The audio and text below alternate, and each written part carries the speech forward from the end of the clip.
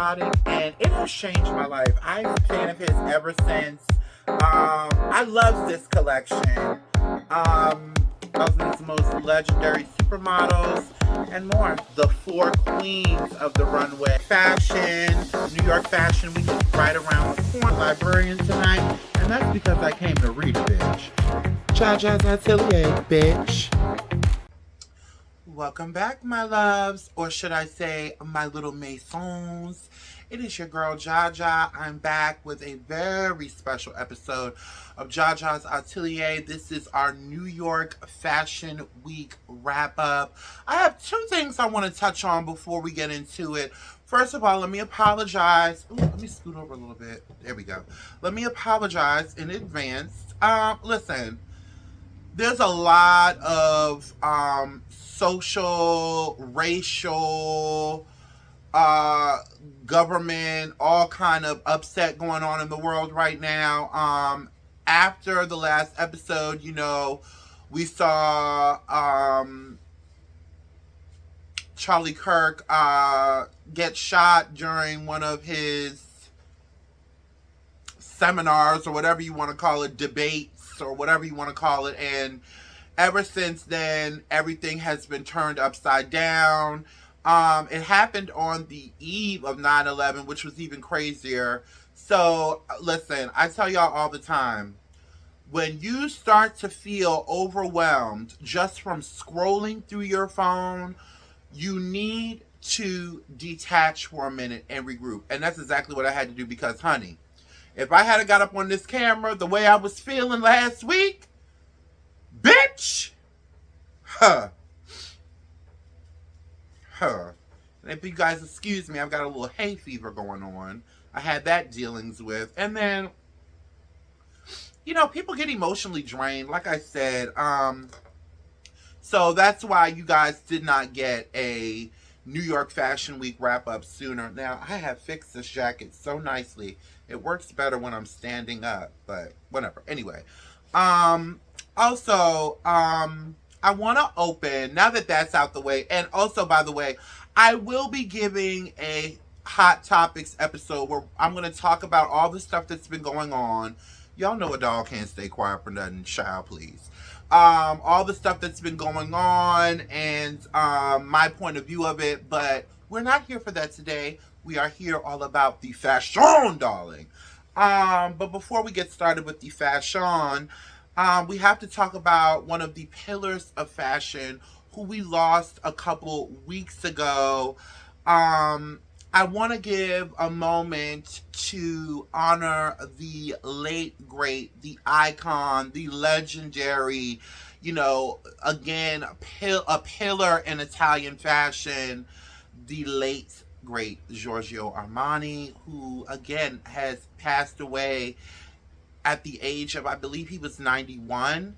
I wasn't really familiar about his life story, which might sound crazy to a lot of people, but when I think Giorgio Armani, I think luxury, I think impeccable tailoring, I think the brands of several generations spanning over several decades.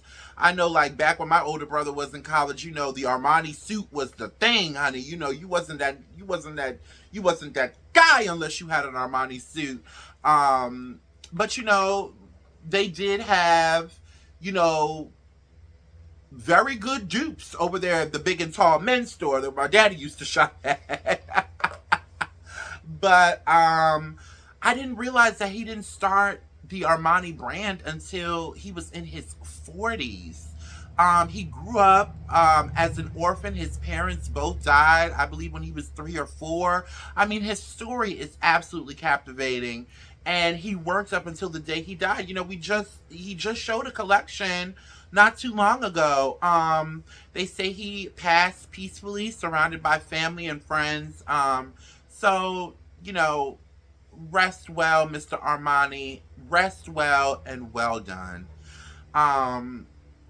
Let's just give a moment of silence for Mr. Armani.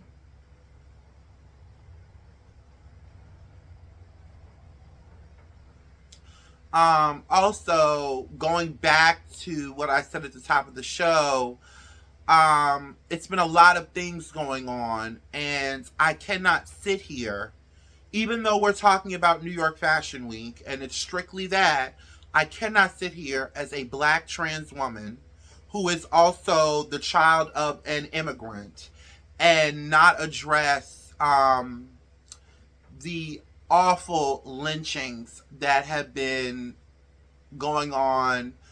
Most notably, the 21-year-old college student from Delta State in Mississippi, Trey Reed. I'm so tired of sending thoughts and prayers to these mothers of these young boys who they lose so soon and so suddenly.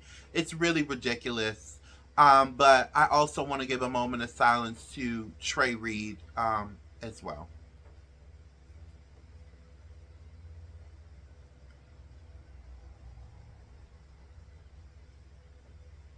And again, I will be talking more about that. I'll be doing another episode tomorrow talking about all of these crazy things that's been happening. So just bear with me. So listen, on a lighter note, let's get into the foo-foo law of New York Fashion Week, honey. Um, the first show that really grabbed me, it's not really a show I want to talk about. What I really want to talk about is the brilliance of the Jamaican born designer Rachel Scott, who we talked about a few weeks ago, who is the new creative director of Parenza Schooler.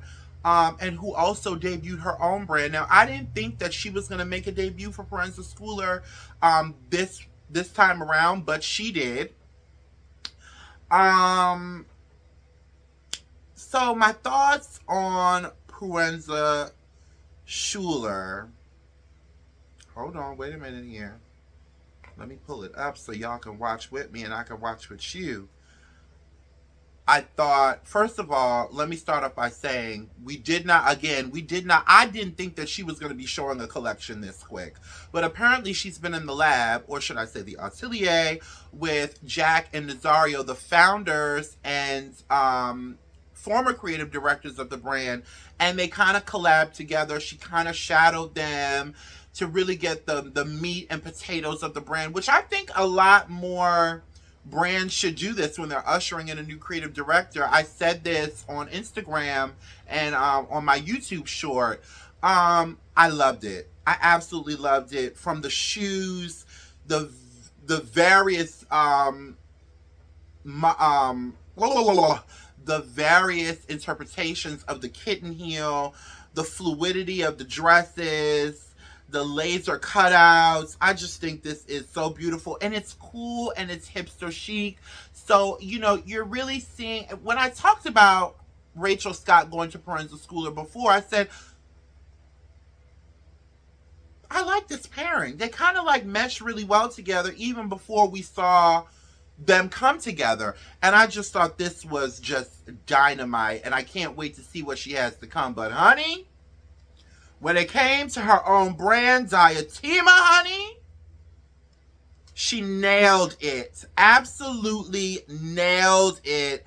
Let me check my notes here. So for her latest Diatoma debut, Scott took inspiration from Trinidad Carnival and its anti-establishment meaning, using things like rayon to mimic the feathers of the beautiful costumes of the stunning of during the week's festivities. Also the mix of textures, this sort of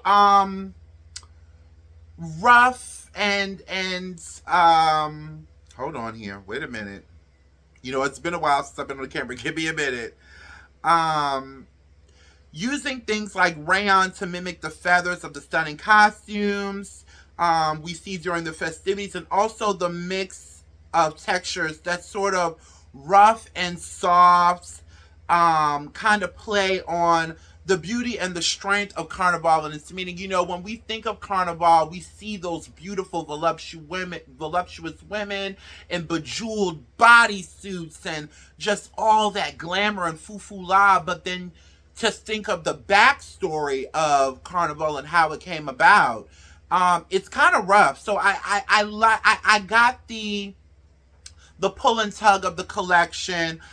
These are my favorite looks right here. Honey, this one right here, this white dress, has got to be the most beautiful gown I saw for the whole New York Fashion Week. It's simple, but the architecture of it is so complex when you look at it, and it also looks really, really comfortable. Like you could wear this to go get coffee at the bodega if you dare, or you could wear this at a work function or at a runway show or at a red carpet. This look is so versatile. I absolutely love this look. Another look I loved is this one. And her brand Diatima, her atelier is, she uses Jamaican artisans, and they use these yarns and different kind of fabrics like rayon again to create these beautiful looks. And I just thought this was like super working girl, nuanced 80s working girl chic with that Caribbean flavor. I absolutely loved it. And again, it's time for a cigarette. Again, I can't stress the point enough of how important it is to see a Black woman in this space dominating and having several viral moments across social media during New York Fashion Week, which seemed to be a little segregated to me. Just my opinion, just my personal observation. It did seem a little segregated, but there was a couple of Black designers, and we're gonna get to that in a minute. But there were only a couple of Black designers that really, really managed to push through and keep the people talking. Even though the ones that couldn't keep the people talking, it's not for lack of talent. It's just politics. So huge congratulations to Rachel Scott. I thought you did a phenomenal job, and I cannot wait to see what you bring to Parenza Schooler in the future. You're doing them a favor by working over there. I love Parenza Schooler. I love what they've done before, but this pairing, I think it's going to be really monumental, especially with the direction things are going. We need as much representation as we can get. And listen, we're going to get to that in a minute. I'm going to hold that. So listen, let's talk about who do we have next. Now listen, I'm all for representation, but I'm not, prejudiced when it comes to the art of fashion, darling. We got to talk about Miss Veronica Leone for her second collection, for the debut of her second collection at Calvin Klein, which was inspired by the American cheerleader from the 50s and the 60s and work uniforms. The Italian-born designer came to this by immersing herself in American culture and trying to find a nuanced take on the iconic brand's minimalist aesthetic, which has inspired, Calvin Klein has inspired basically every brand from New York to LA to London, all over the world. Calvin Klein is perhaps one of the most recognizable brands ever.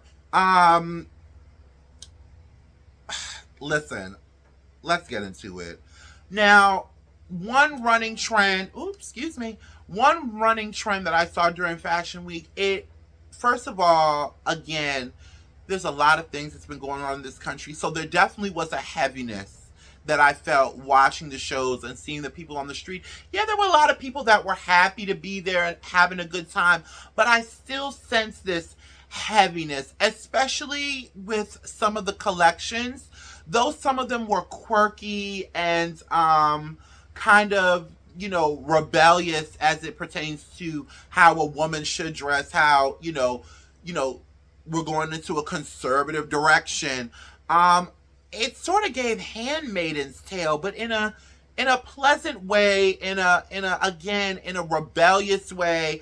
And I thought Veronica Leone, though she is not from the United States, she definitely tapped into that for this collection. I loved the robe looks. There were so many comfortable looks. The one that really dropped my jaw was this dress that is made entirely of the bands from the iconic Calvin Klein boxer briefs, which I thought was stunning. And then there were the accessories. I live. I've never really gotten into the Calvin Klein accessory. I've never been a Calvin Klein accessory girl like that. But honey, I need this brown bag. I need this brown bag. Honey, I lived for the shoes. I mean, and then there's looks like this one where I'm like, wow. That's a completely different, and I'm sure might be a designer that has done this before, but this is a real different take on a suit, and I just love how comfortable everything looks. Listen, people are out here trying to pay their bills. They don't have time for a garment with 16 different zippers and 26 different buttons. We want to be able to put it on and go, and then I saw these looks. A lot of people clowned them. I saw it first on Latin music superstar Rosia, and I was like, oh, I love this. Again, this is something that you could wear to someplace as simple as getting coffee at the bodega or to an after work event. I would definitely wear it all wrinkled. I love it. I absolutely love it. And then we see the guest list. We already talked about Rosia, but then we see Solange giving Y2K late 90s realness with this look. I absolutely lived for it. You know, minimalism and quiet luxury. It's not dead. And that's my aesthetic. It really always has been. My aesthetic has always been minimalist with, you know, a little, you know, trashy Italian gaudiness. You know, I tell you guys all the time, my grandmother on my dad's side was a black Italian, and she was very gaudy in the most fabulous way. So my style is sort of a mix in between those two things. So when I see minimalist collections like this, it really does pique my interest. So again, huge congratulations to Veronica Leone. She definitely did her thing and got all the internet buzzing. Oh, honey. I'm gonna have to light my cigarette for this one. Do y'all like my new wig? I'm not really feeling it. It's something about, all of this up here is lace, but it's something about this. If y'all have any advice for me on how I could rework this wig, because the hair is beautiful, but it's just something about this up here. It's laying right today, but this is the first day I'm wearing it. Anyway. I gotta light a cigarette for this next fabulous designer, honey. Now, I'm not very familiar with this fashion unicorn they call Jackson Wiederhoft. But baby, I had to do a little digging. So a quick background. Jackson Wiederhoff is an artist, storyteller, and designer. They studied fashion design at Parsons, winning Designer of the Year for their thesis collection in 2016. For the following 3 years, Jackson designed for Thom Browne, working on the runway collections. So let me tell y'all something. When I saw this collection, it's like Christian Lacroix, Thom Browne, Vivienne Westwood, okay, and Elsa Schiaparelli had a baby. My cigarette is not lit. I'm gonna say it again. It is like Vivienne Westwood, Christian Lacroix, Thom Browne, and Schiaparelli had a huge orgy and fucked around and made Jackson Wiederhoff. I mean, look at the wedding dress. I mean, absolutely stunning. I also love that these looks are extremely high fashion, complete couture level garments, and he was size inclusive. It's not impossible. Christian Siriano does it all the time.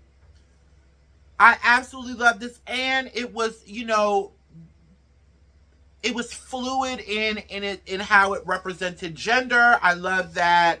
The corsetry was insane. Absolutely stunning. These are some of my favorite looks right here. Now, when I said Vivian Westwood. This is what I'm talking about. This ivory dress with this sort of inside a tree. I don't know what you call this sort of tree bark looking print, but I live for it. I actually have fabric like this that is definitely going to get used after seeing this look. And then also like this little look right here with the corset and just sexy, sensual, but still very much ladylike, very much Diane Carroll, darling. I also, again, I talked about being size inclusive. I loved this look right here. Absolutely. Now, when she was coming down the runway, those nipples were popping out, but I wasn't mad at it. I actually like it better without the lace covering up the top of the nipples. Let those nipples out. You got to have headlights on to see. Hello. So, huge congratulations to Jackson Wiederhoff, and I will definitely be paying way more attention. Way more attention. Okay, so next we have Ivy Kamara with another fly debut for Off-White. Now listen, a lot of people have a lot to say about Off-White. You know, it was met with mixed reviews from what I could see. And combine that with the mixed reviews he got for the last collection, combined with Off-White being bought out. Off-White has been going through a transitional phase, but Ivy Kamara has kept the brand whole body out of above water at this point, and I saw a lot of black folks coming down on it, and I'm just like, you know, and I did, you know, have a little debates in the comment section, and a couple people were like, well, we just can't like it just because it's black. You don't have to like it just because it's black, but if you don't like it, listen, ease up a little bit, because y'all are going to be mad when in 2 years we see Fashion Week and there's no black faces. No Latino faces, no Asian faces, no Indian face. Y'all are going to be real upset.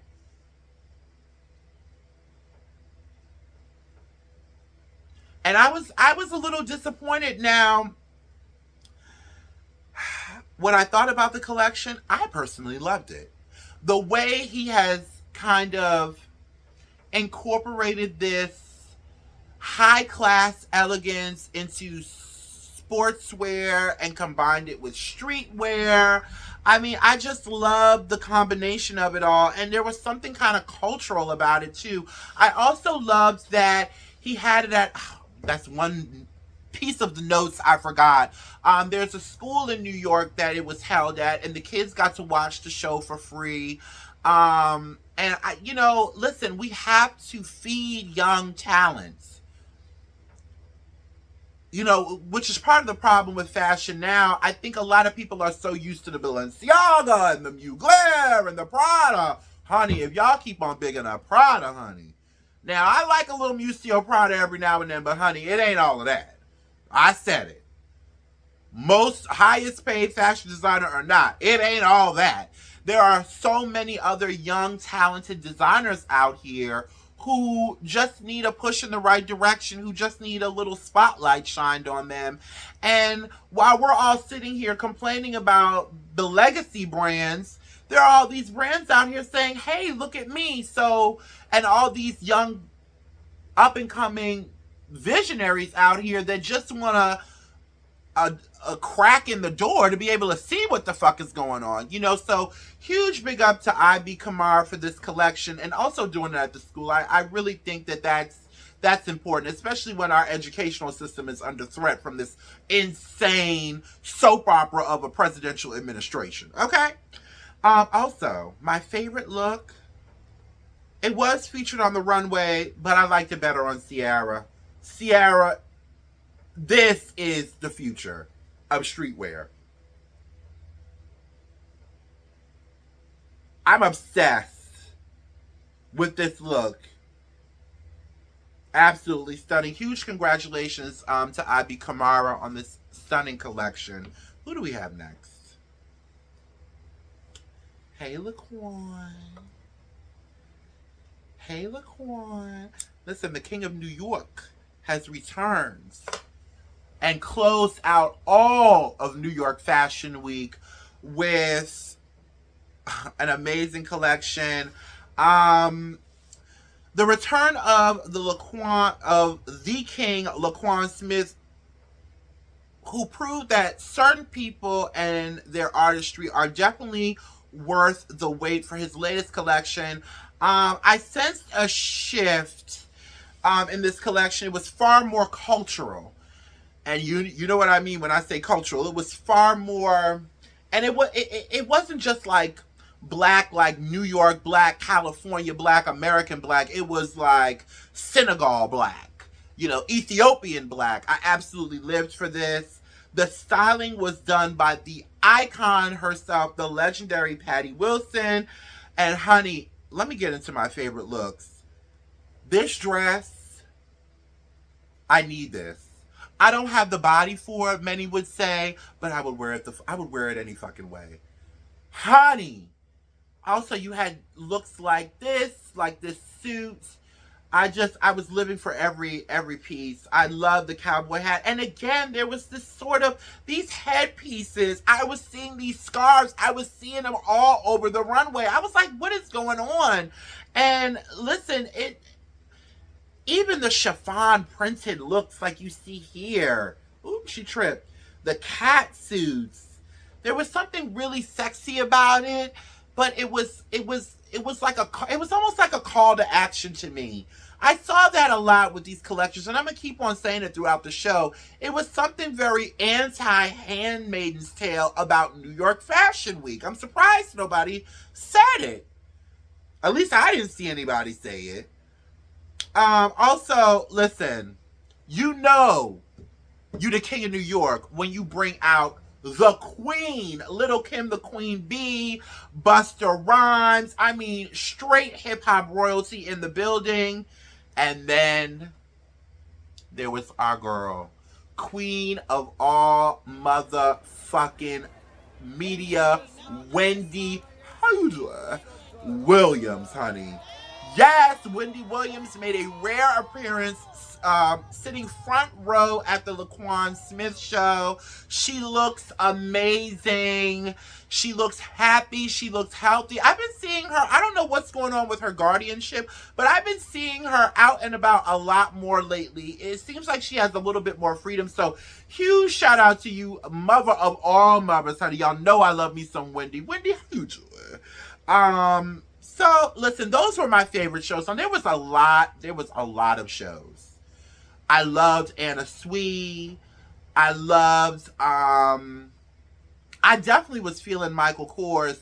And huge shout out again to Actively Black for putting on such an amazing, monumentous show. Again, our visibility is so important right now. He had people out there like Cecil Williams, the man who used the whites only water fountain, Malcolm X's daughter, Martin Luther King's daughter. I mean, so many pillars in our community walked that runway. And I mean, I got to give it to Cecil Williams. I said it on my Instagram wrap up of that whatever day of Fashion Week it was, and also in my YouTube shorts, honey. That's Cecil Williams. He got some motion. I don't know how old he is. I think he's about 70 or 80 or something like that. But he's got the motion, honey. He worked that motherfucking runway. And also Fashion Bomb Daily. They had a whole bunch of amazing talent. They had their own little New York Fashion Week, which I thought that was kind of whack. I would love to see Vogue partner with Fashion Bomb Daily and really just merge everything together so everybody could get equal shine. But, that ain't gonna happen, boo, because, Vogue has decided to go in a different direction. Yeah. But, there was a designer by the name of Monaco Columbia who really brought a nuanced take on that Afrofuturism that June Ambrose and the stylists of that time really ushered in, which I really appreciated. So huge shout outs to her. I want to talk about the politics of New York Fashion Week before I close. So listen, Sergio Hudson had a show. Though it was not one of my favorites, Sergio, I'm not going to lie to you. And it's, again, I don't think it's because of lack of talent. I think it has a lot to do with the way the country is going. And, you know, people are afraid to really, I'm going to say this. People are scared to showcase black talent in this current administration. They're afraid. And I get it. But listen, you got to do what the fuck you got to do. The man that everybody is bowing down and kissing the knee to wears a fucking diaper and a lace front. Okay? So, after his show, which I'm showing right here, after his show, he tweeted out this. My answer to why some black A-listers didn't come to my show, even though they were here, even though they were here, is white adjacency is a hell of a drug. I pray my brothers and sisters get healing one day. And I saw the front row. La Roche, you were at New York Fashion Week. We didn't see you there. I would have loved to see, you know, I'm not going to call him by name. I guess I already did. You know, and it could be a scheduling thing with La Roche. La Roche is very busy. But there were a lot of celebrities that were in New York that could have went to Sergio Hudson's show. It definitely was. And there were a lot of white A-listers that could have went to Sergio Hudson's show that have, when nobody else would, dress them for whatever reason. Sergio Hudson has stepped in and gave them amazing looks. And this issue, it's bigger than just the Sergio Hudson show. It's, you know, y'all know that we're not going to get a whole lot of shine unless certain ones of you attend these functions. It's like when Beyonce goes to the BET Awards, it puts the BET Awards at a whole nother level. If Rihanna shows up at the NAACP Awards, it puts the NAACP Awards at a whole nother level. When these type of megawatt A-list celebrities come to black-owned business functions, black-owned award shows, the eyes can't do anything but watch. And I'm trying to be a little less aggressive in my tone. My mother told me I need to be a little less radical in my delivery. You know, I didn't see Cardi B there, but you brought your daughter to the Alexander Wang show, which caused a lot of controversy because, you know, I did talk about this maybe about a month or two ago that he was making his grand New York comeback and that I didn't really follow up with the accusations that he faced a couple years ago. Well, I did some digging, and though he's a free man and he hasn't been found guilty of anything yet, Alexander Wang, it don't look too good, boo. And I think that, you know, before you step back out on that runway, you should have really had all that stuff cleared. But even with all of that, there were a lot of black celebrities that showed up to that show. You know, some of these black celebrities are the same ones that are calling for the release of the Epstein files. I'm not going to call them by name. But I'm just like, you can't. And I hate to say this. Let me light a cigarette before I say this. Lord have mercy. I hate to say this. I really hate to say this. But you cannot have it both ways. If we're calling for the Epstein files, Alexander Wang, you need to get your shit straight before you come out here trying to push models down the runway. I can kind of agree with certain, Republicans, not far right Republicans, but certain Republicans that feel like, listen, there's a lot of stuff going on the left side that you see how fashion and politics and art kind of intermingle?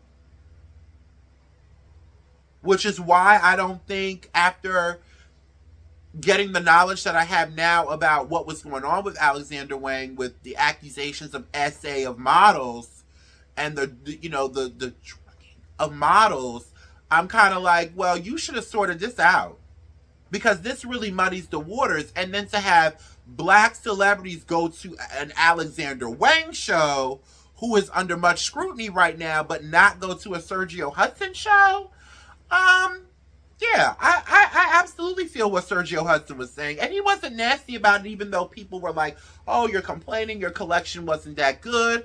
There was a couple collections and shows that black celebrities were at that didn't touch Sergio Hudson's with a 10-foot pole. But the creative directors were white.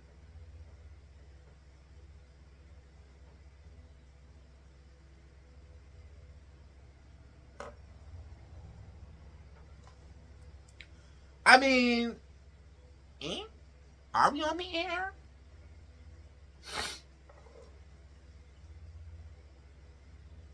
So it didn't, and I'm gonna tell y'all something else. There was a lot of runway shows. I didn't see a lot of black faces in the audience like I normally do. So, all in all, I thought it was a great New York Fashion Week as far as the collections. But again, there was a heaviness about it. It was a real heaviness about it. It was this past New York Fashion Week was met with a lot of mixed reviews, and it's just a real heavy time in our country right now. And I don't think I just don't think people's heads were really as in it as they usually are, because mine definitely wasn't. I haven't been on camera on YouTube. I did do my shorts, but other than that, I haven't done any social media. It's just because, it's a lot going on. Even now, like watching London, which what I will say about London is, London is far more desegregated than New York was. Even with all the stuff they have going on. But it's just a crazy time to even try to celebrate or try to uplift. It's difficult. It's just really difficult. And I hate to do a New York Fashion Week recap. It's supposed to be fun, but it's just not fun. It doesn't feel good. It didn't feel good. It just did not feel good this year around, for me personally. I know other people that felt that way, but for me personally, it just didn't, with the Charlie Kirk stuff and the Jimmy Kimmel stuff and Trump just being an absolute monkey's ass of a buffoon. It just did not feel good. It just didn't. Yeah, there were some highlights. I also have to send a huge shout out to Kid Super, who, as a white creative director and designer, funded and loaned his platform out to 5 young designers, most of whom were black. We need to see more of that. We need to see that from Vogue. We need to see that from Harper's Bazaar. We need to see that from the Fashion Week Council in general. I don't understand why Fashion Bomb Daily had to, and Harlem Row had to be all the way over here, and y'all are over here, and all the cameras are over here. Like, I don't like it. I don't like it. It doesn't feel good to me. It's just, I hate to be a Debbie Downer, y'all. I really do. But, a part of me doing this was to be authentic in how I felt and my opinion on things. And unfortunately, that is my opinion. Great collections wasn't really all that. It didn't feel all that great. It just didn't. It just didn't. But I don't want that to take away from the hard work that all these designers put in. I don't want that to take, or I don't want that to um, impede anybody's. Sorry, my sister called me. Impede anybody's, or deter anybody's, you know, journey through fashion, because it's definitely not gonna deter me, even though there's weeks when I just have to be like, all right, I need a break from everything. I just want to watch Dynasty and eat and be left alone. But with all that being said, huge congratulations and great work to the designers, to the hairstylists, to the stylists, to even the people that serve the snacks, to the makeup artists, to the nail techs. With all that's going on in the world, with all that's going on in this country, the fact that we can, even though there were some hiccups, the fact that we can push through all of that, the fact that you all could push through all of that and still give the world something else to pay attention to, speaks volumes about this country. It speaks volumes about the artists that come from this country. And I'm proud of y'all, for real. And with that being said, I love you. Au revoir. Have a good night. And I will be back for a special Hot Topics episode tomorrow or maybe Tuesday. Don't hold me to it. Uh, and we'll be doing our London recap in a few days as well. And I'm really looking forward to Milan. Milan is always a sexy, sensual pick me up. So listen, y'all have a great start to y'all weekend. Don't be no hoe. Ciao.